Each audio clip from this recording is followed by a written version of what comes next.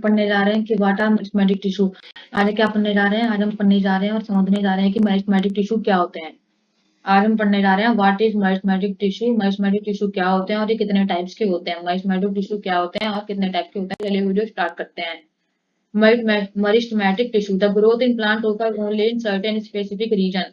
जो प्लांट में ग्रोथ होती है वो कहीं कहीं होती है, किसी किसी जगहों में होती है। दिस इज बिकॉज, ऐसा इसलिए होता है क्योंकि वहाँ पे डिवाइडिंग टिश्यू प्रेजेंट होते हैं जिसका नाम होता है, जिसको हम मेरिस्टेमेटिक टिश्यू भी कहते हैं। The growth in plant occur only in certain specific region.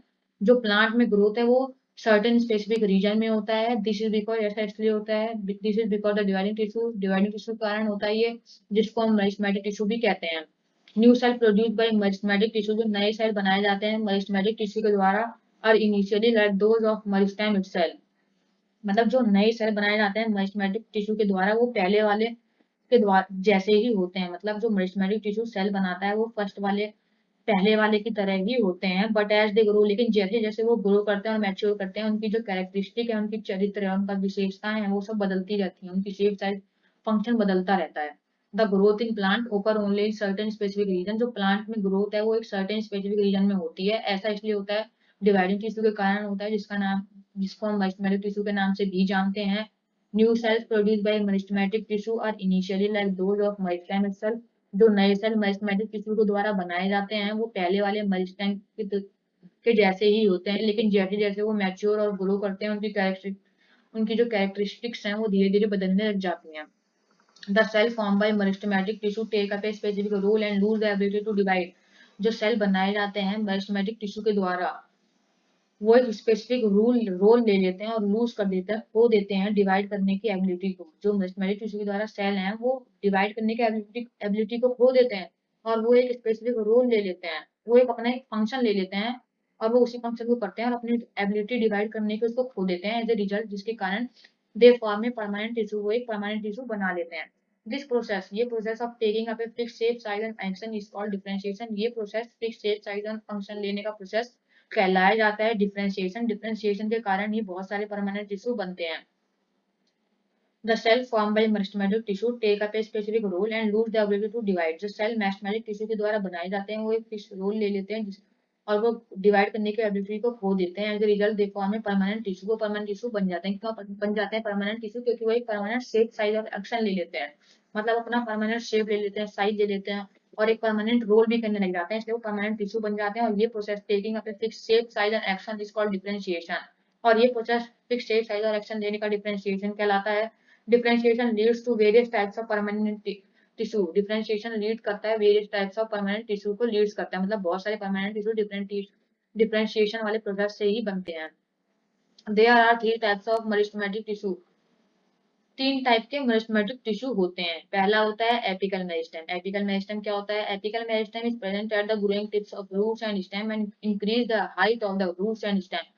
जो एपिकल मेरिस्टेम है वो रूट्स और स्टेम्स के टिप्स में प्रेजेंट होता है, मतलब सबसे ऊपर वाले पार्ट में प्रेजेंट होता है। एपिकल मेरिस्टेम सबसे ऊपर वाले पार्ट में प्रेजेंट होता है उनके, और उनकी हाइट को बढ़ाता है, रूट्स और स्टेम्स की हाइट्स को बढ़ाता है। Apical meristem is present at the growing tips of roots and stem, और उनकी हाइट को बढ़ाता है। यहाँ देख सकते हैं आप, एपिकल मेरिस्टेम है। एपिकल मेरिस्टेम हर जगह, मतलब कहीं भी प्रेजेंट नहीं होता, ये एक फिक्स जगह पे प्रेजेंट होता है, वो है टिप्स। ये देखिए टिप्स है ये प्लांट के उस पार्ट की टिप है। मतलब जैसे मान लीजिए अगर ये स्टेम का पार्ट है तो ये स्टेम की टिप्स में प्रेजेंट है। अगर रूट है तो रूट की टिप्स में प्रेजेंट है, और ये इनकी हाइट बढ़ाता है। हाइट बढ़ाता है मतलब इनको ऐसे लंबा करता है, वो ऊंचा बनाता है, लंबा बनाता है। और ये हर जगह नहीं प्रेजेंट होता, मतलब यहाँ प्रेजेंट नहीं होता, बीच में, नीचे, कहीं नहीं प्रेजेंट होता। ये बस ऊपर प्रेजेंट होता है, मतलब टिप्स में। ये कहाँ प्रेजेंट होता है? बस टिप्स में, और इन्हीं की रूट्स और स्टेम्स के टिप्स में प्रेजेंट होता है और इनकी हाइट बढ़ाता है। It is present at the growing tips of roots and stem. ये ग्रोइंग टिप्स में प्रेजेंट होता है, रूट्स की और स्टेम्स की। ये टिप है, यहाँ पे प्रेजेंट होता है और इसकी हाइट बढ़ाता है। सेकंड है लेटरल मेरिस्टेम।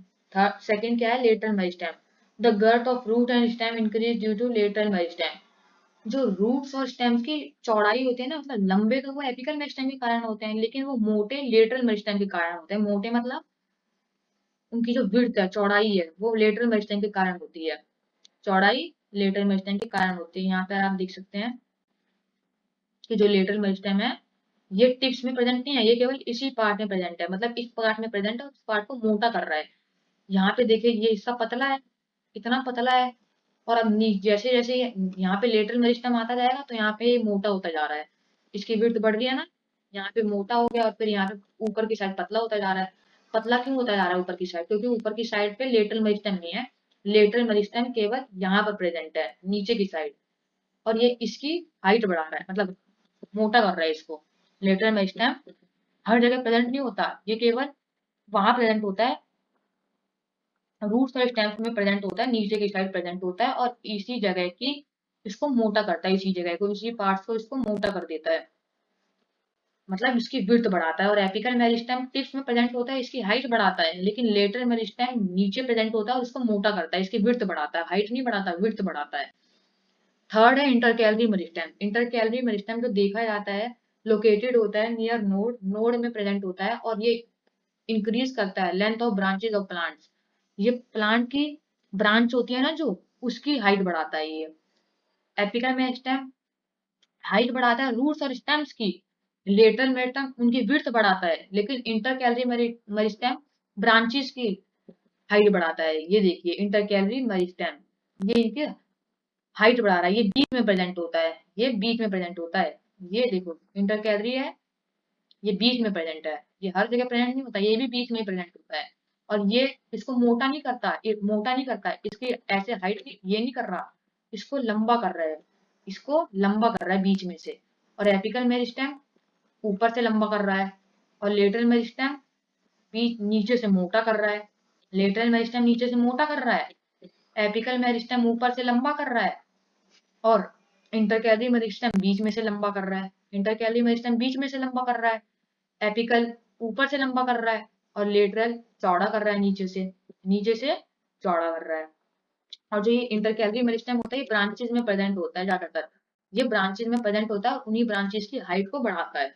इंटरकैलरी ब्रांचेस में प्रेजेंट होता है तो उसको उसकी हाइट बढ़ाता है, एपिकल मेरिस्टेम प्रेजेंट होता है रूट्स और स्टेम्स के टिप्स में और उसकी हाइट बढ़ाता है, और लेटरल मेरिस्टेम प्रेजेंट होता है रूट्स और स्टेम्स में प्रेजेंट होता है, लेकिन रूट्स और स्टेम्स में प्रेजेंट होता है लेकिन उसको चौड़ा करता है। तो आज की वीडियो में बस इतना ही। अगर आपको मेरी वीडियो अच्छी लगी तो प्लीज लाइक करें, शेयर करें और सब्सक्राइब करना ना भूलें।